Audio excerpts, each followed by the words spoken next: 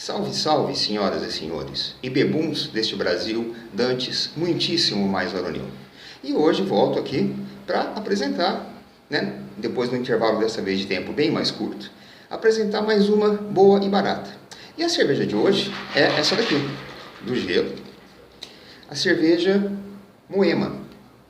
Essa cerveja Moema não é assim novidade para mim. Acho que o ano passado, alguma coisa assim, ela apareceu em algumas lojas de conveniência aqui de postos de combustíveis. Eu tomei dela umas 2 ou 3 vezes, não me convenceu nem para um lado nem para o outro.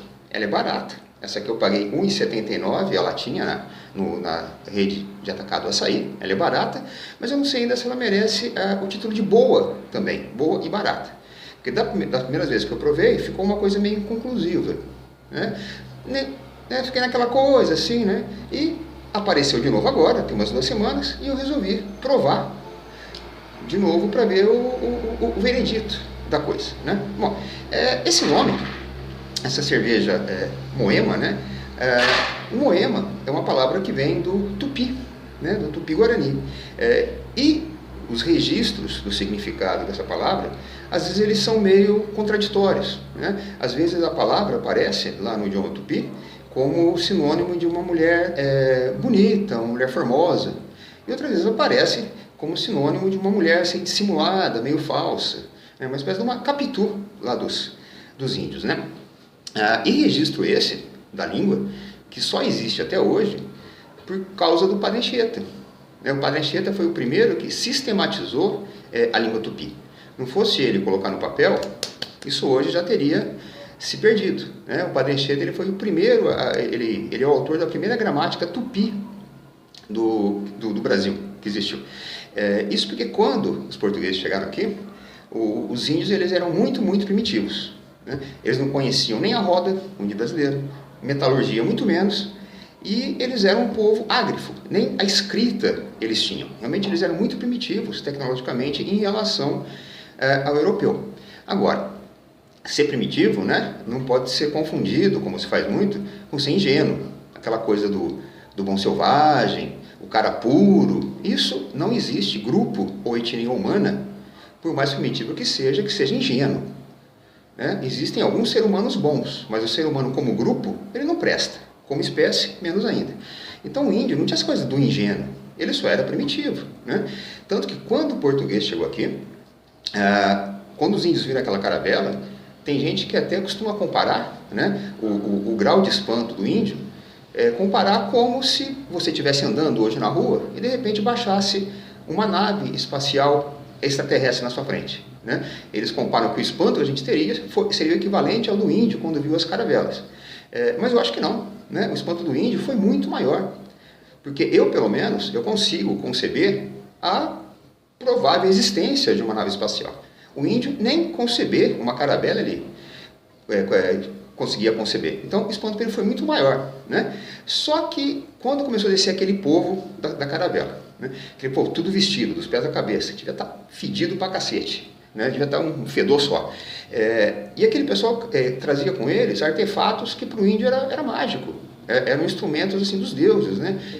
As armas de fogo, o machado, o arado, o tal do espelho, que virou símbolo da coisa da troca do espelho. E também o artefato que o índio mais gostou do português, sem dúvida, o apito. Até hoje o índio quer apito. Mas enfim... E o índio quis aquilo, ele quis aquilo, o índio não era bobo. E a única coisa que o português pedia em troca, de uma arma de fogo, por exemplo, o índio atirava e derrubava 10 inimigos. A única coisa que ele pedia em troca dessas maravilhas tecnológicas, inimagináveis para os índios, era madeira.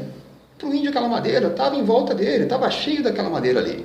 Para o índio aquilo não tinha nada de especial. Então, essa troca ali, do ponto de vista mercantil, lá da época, capitalista que seria hoje, se diz que o português realmente ludibriou o índio. Dava lá um machadinho para ele, alguma coisa, e levava toneladas de madeira. Mas para o índio, eu tenho certeza que o índio também achava que estava enganando o português. Certeza. A hora que eles iam dormir lá na taba, aquela coisa, tenho certeza que o índio ficava rindo do português pelas costas. O cara dava um pau de fogo para ele, e levava umas torinhas, né? Inclusive, eu acho que foi nesse momento, ali na tábua, que o índio estava rindo do português, né? Que surgiram as primeiras piadas de português. Mas, enfim, né? Então, o Padre Anchieta fez esse registro.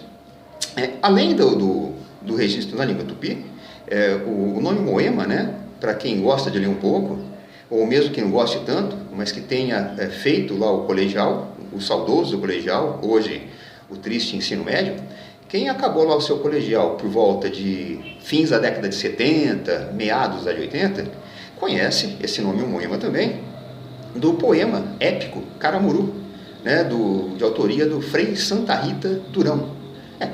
O cara era um frei, né? O frei tem aquela coisa da castidade, do celibato, então o cara está sempre durão, né? O cara está sempre roendo a boca do sino. E eu lembro um pouquinho dessa história do Caramuru, das aulas que eu tinha de literatura com o professor Valfrides, grande professor Valfrides, um dos caras mais fantásticos que eu já tive oportunidade, né? O prazer de escutar. E pelo que eu me lembro, né? Esse poema do Caramuru, onde tem o nome da Moema, ele conta a história do Diogo Álvares, que era um navegante português, e que veio a naufragar na costa brasileira, em terras tupinambás, que era uma tribo que inclusive praticava ali a antropofagia, né? Naufragou, ele se salvou, ele e mais uma meia dúzia. Eles foram capturados pelos índios, isolados, colocados para engordar, bem alimentados, foram cevados, eles iam virar churrasquinho de índio, né? E nesse meio tempo, quando eles estavam esperando lá nesse corredor da morte, a tribo onde eles estavam presos sofreu o ataque de uma outra tribo inimiga. E o Diogo Álvares, o que ele fez? Ele vestiu lá a armadura dele, o capacete, os apetrechos, pegou o bacamarte, o arcabuz, sei lá, e saiu em defesa da tribo, que tinha feito ele prisioneiro, e deu uns tiros. Quando os índios ouviram aquele barulho, né, os inimigos bateram em retirada.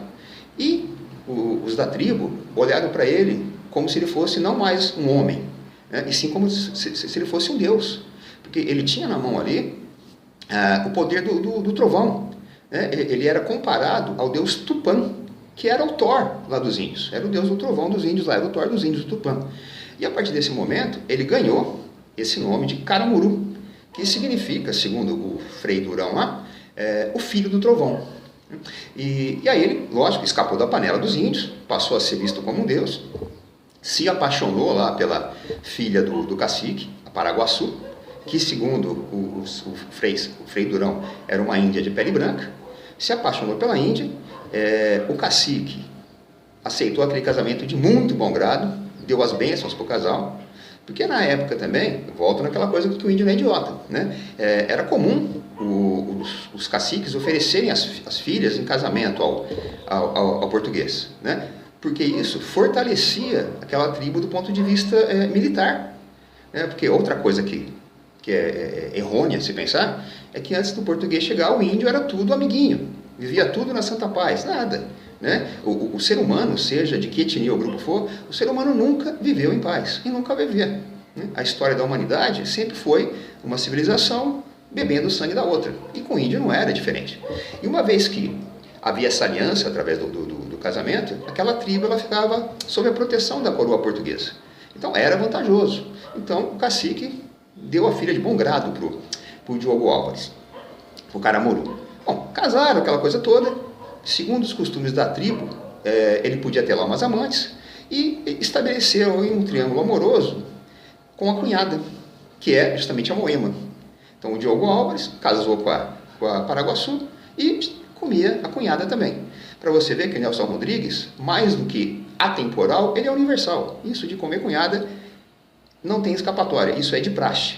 E eu posso falar porque eu não tenho cunhada, então eu não vou me comprometer aqui, né? Mas é Nelson Rodrigues puro. Aí ficou lá aquele triângulo amoroso durante muito tempo, todo mundo no bem bom, no Dolce Farnete, né? Paraguaçu, Moema e o Diogo Álvares.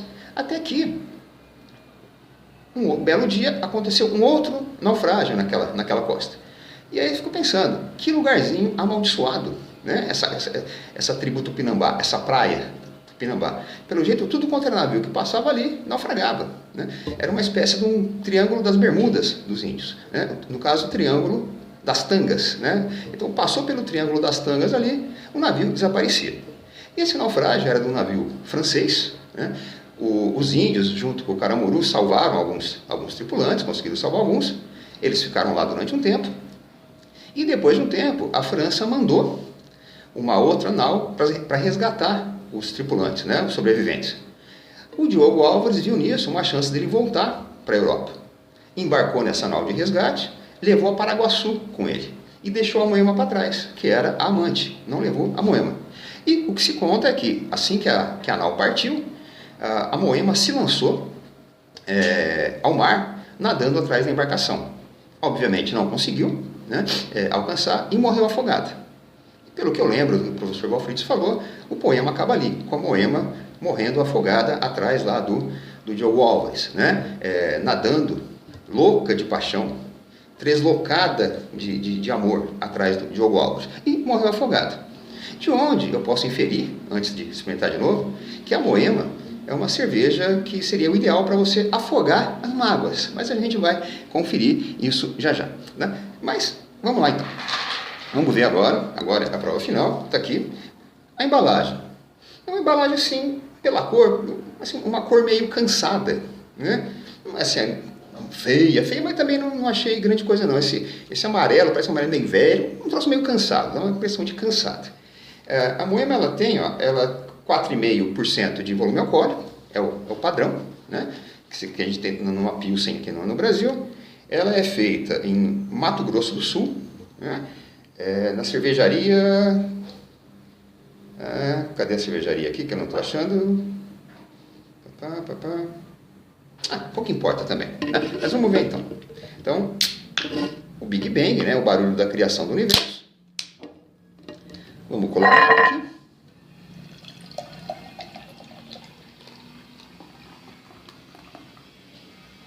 Vamos lá.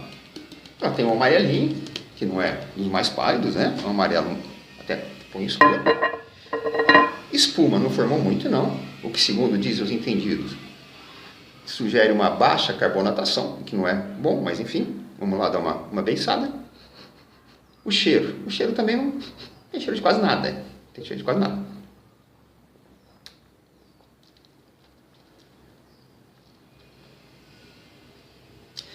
É fraquinho, é aguada, é refrescante tudo, mas é aguada. Não tem gosto mesmo de nem um pouquinho de fermento, nada disso aí não. Aquela anterior a Ribeirão é bem melhor que essa aqui. Por R$ 1,79, tá bem paga. Mas, deixa eu ver. É uma Sub-Zero, alguma coisa nesse sentido, né? E eu fico agora no mesmo impasse que eu fiquei no começo, né? Ela é barata? Barata. Vai receber o título de boa? De boa? Não sei, eu estou meio ainda assim isentão em relação a essa cerveja aqui. Mas talvez, né, para dar a ela o benefício da dúvida, talvez eu tenha que mudar talvez assim, o viés da minha degustação. É uma cerveja de nome indígena. E eu estou aqui em terras civilizadas, né? Talvez eu tenha que imaginar, por exemplo, uma festa numa tábua e a cerveja sendo levada como acompanhamento, né? Então a gente tem que imaginar um churrasquinho de inimigos grelhados, né? Num fim de semana, numa tábua tupinambá, e ela acompanhando. Você lá comendo, por exemplo, um filé de panturrilha, né? Grelhadinho, acompanhado da Moema, talvez dê um outro contexto, né? Talvez você consiga contextualizar a coisa. Você comendo ali um filézinho de panturrilha, uma costelinha assada, um fígado acebolado, um coração no espeto, né? Se você talvez imaginar e toda aquela coisa em volta, aquela coisa tribal, primal, eu acho que aí ela desce bem. Se você contextualizar, eu acho que ela desce bem. Então, se você for um dia convidado para um churrasco no Xingu, aí sim, leva, eu recomendo. Então, vamos fazer agora aquela coisa do veredito, né? Para ver se ela vai ser ungida pelo meu ereto cajadão, que hoje não é cajadão, hoje é um tacape, é uma borduna, né? Ou se ela vai ser amassada pelo meu poderoso marretão, né? Ela vai ser ungida, não é aquela coisa não, né? Mas assim, contextualizando, vão ungir em benefício, né? Até pela dívida histórica com os índios, né? Se eu falar que é ruim, vão me maiar. Então eu vou dar aquela ungida.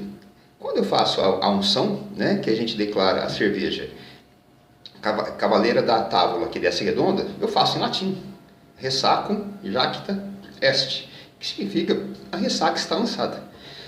A unção hoje eu vou fazer em Tupi-Guarani, né, em homenagem à coisa da Moema. Então vamos lá, fazer aqui a unção. Aqui, tem que dar um jeito nessa câmera aqui, então vamos lá, fazendo a unção em latim. Carraspana, pororoca, zarabatana. Pronto, já ela está ungida, tá? Então, aquilo que eu falei, recomendável, né? Se for lá num churrasquinho do Xingu. E uma outra recomendação, se você for convidado para um churrasquinho no Xingu, né? Antes de você ir, eu aconselho que você faça uma dieta. Que você chegue lá o mais magro possível. Que é para não atrair os desejos gastronômicos dos seus anfitriões. Mas, tá aqui, Moema, 1,79. Muito bem paga, tá? Dá para tomar, dá para tomar. Então, até um próximo vídeo aí, uma próxima boa e barata. E por hoje é isso.